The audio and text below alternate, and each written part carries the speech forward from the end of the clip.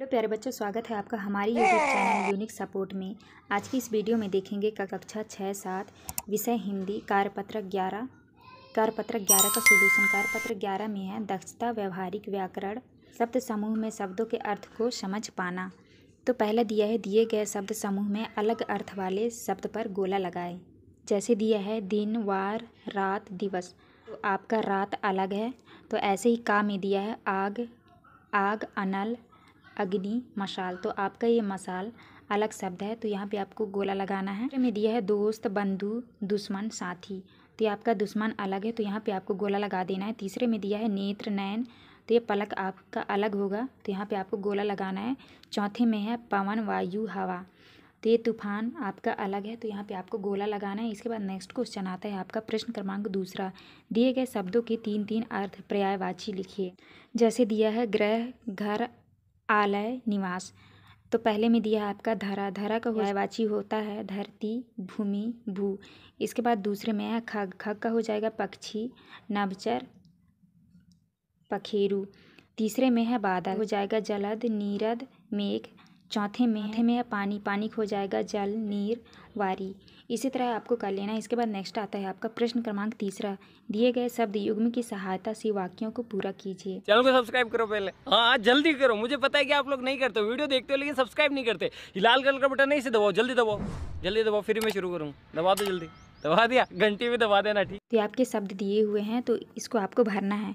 तो पहले में आपको भरना है ऊंची ऊंची, दूसरे में पीछे पीछे, तीसरे में है सुबह सुबह, चौथे में है सुनते सुनते।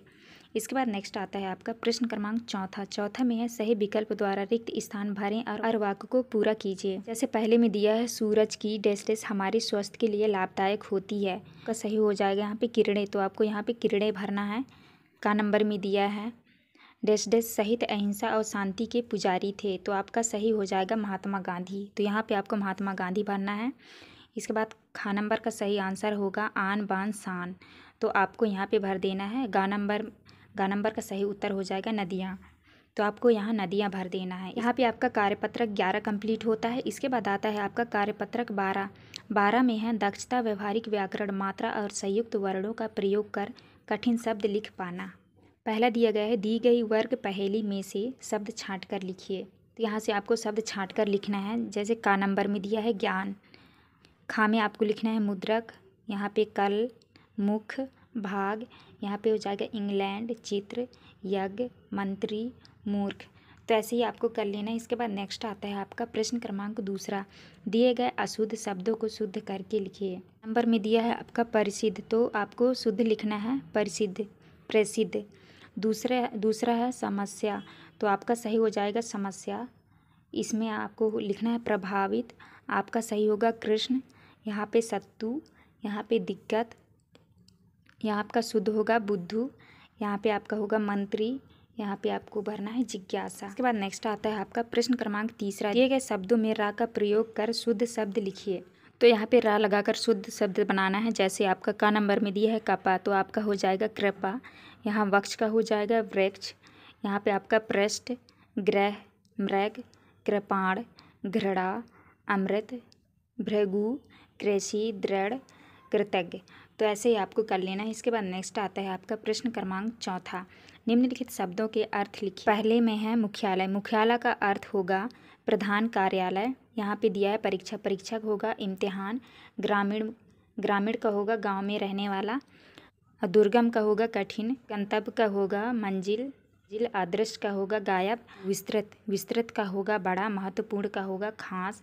पर्यटक का होगा घूमने वाला। नेक्स्ट क्वेश्चन आता है आपका प्रश्न क्रमांक 5। रेफ और रकार लगाकर शब्दों को शुद्ध करके लिखिए। तो पहला है जैसे गहड़। गहड़ का हो जाएगा ग्रहण। सत का हो जाएगा सर्त। यहाँ पे लिखना है वक्र। यहाँ पे हो जाएगा आपका सूर। यहाँ पे आपका गर्मी, व्रत, प्रतीक्षा, ड्रामा, प्रयास। तो ऐसे आपको शुद्ध करके लिख लेना है। इसलिए कार्यपत्रक 12 कंप्लीट होता है। नेक्स्ट आता है आपका कार्यपत्रक 13। 13 में है दक्षता व्यवहारिक व्याकरण संदर्भ में संज्ञा शब्द को लिख पाना। पहले में दिया है निम्नलिखित वाक्यों को कोष्टक में दिए गए शब्दों के आधार पर पूरा कीजिए। तो जैसे यहाँ दिया है बहादुर, तो आपका यहाँ पे हो जाएगा बहादुरी।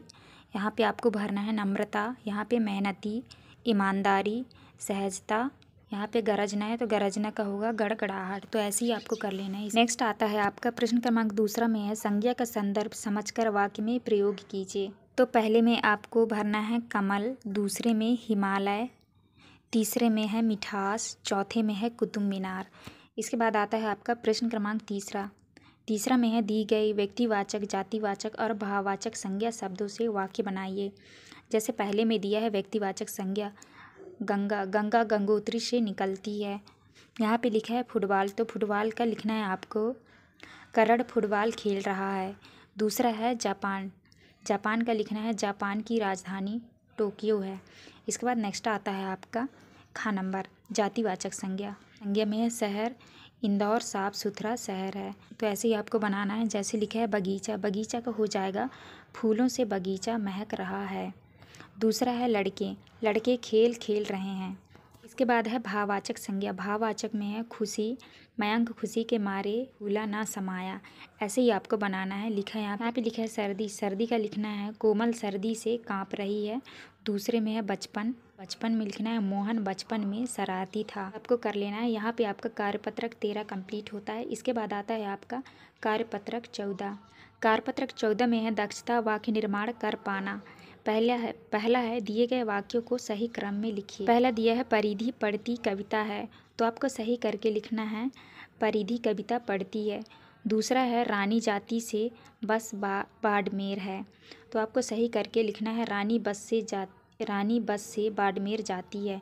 दूसरे में लिखना है रेलगाड़ी का सफ़र सुहाना होता है। चौथे में लिखना है घड़साना में बहुत अनाज होता है। पाँचवें में लिखना है अंशी 29 जून को जन्मदिवस मनाती है। इसके बाद नेक्स्ट क्वेश्चन आता है आपका प्रश्न क्रमांक दूसरा। नीचे दिए वाक्यों में स्थिति समझकर उसके बाद होने वाली संभावित घटना से मिलान कीजिए। पहला है पुष्पा स्वच्छता को अपनाती है, तो इसका मिलान हो जाएगा वह स्वस्थ रहती है। दूसरे में है ताराचंद विद्यालय बहुत कम आता है, तो इसका हो जाएगा वह अनुत्तीर्ण हो जाएगा। तीसरे में है ममता अपनी बच्ची को घर पर ही पढ़ाती है, तो इसका हो जाएगा वह पढ़ने में होशियार है। चौथे में है राजा प्रजा को बिना वजह दंडित करता है, तो इसका हो जाएगा जनता तख्ता पलट करेगी। पाँचवें में है चैत्र महीना चल रहा है, तो इसका सही हो जाएगा वैशाख महीना आने वाला है। छठवें में है अनूप के पैर में चोट लग गई, तो इसका मिलान हो जाएगा अस्पताल जाना जरूरी है। इसके बाद नेक्स्ट क्वेश्चन आता है आपका ये गए वाक्यों को पढ़कर क्रमबद्ध लिखिए। तो ये आपका वाक्य दिया है, इस वाक्य को आपको पढ़ के जो है लिखना है। जैसे लिखा है मंदन सुबह जल्दी उठता है, वह 7 बजे नहाता है, नहाने के बाद खाना खाकर विद्यालय जाता है, वह मन लगाकर पढ़ता है, इसीलिए अध्यापक उसे बहुत प्रेम करते हैं, वह भी अध्यापकों का सम्मान करता है। तो इसी तरह से आपको कर लेना है। इसके बाद नेक्स्ट आता है आपका प्रश्न क्रमांक चौथा में है आप सुबह 8 बजे से 10 बजे तक क्या क्या करते हैं, क्रमबद्ध लिखिए। तो यहाँ पे लिखना है उत्तर में हम 8 बजे नाश्ता करते हैं, नाश्ता करने के बाद विद्यालय जाने के लिए तैयार होते हैं, फिर विद्यालय जाते हैं। तो इसी तरह से आपको कर लेना है। यहाँ पे आपका कार्यपत्रक 14 कंप्लीट होता है। इसके बाद आता है आपका कार्यपत्रक 15। कार्यपत्रक 15 में है दक्षता गद्यांश पद्यांश को पढ़कर समझ के साथ उत्तर दे पाना, निष्कर्ष निकालना। तो आपका ये गद्यांश पद्यांश दिया हुआ है, आप इसको पढ़ लीजिएगा, पढ़ के जो है आपको उत्तर देना होगा।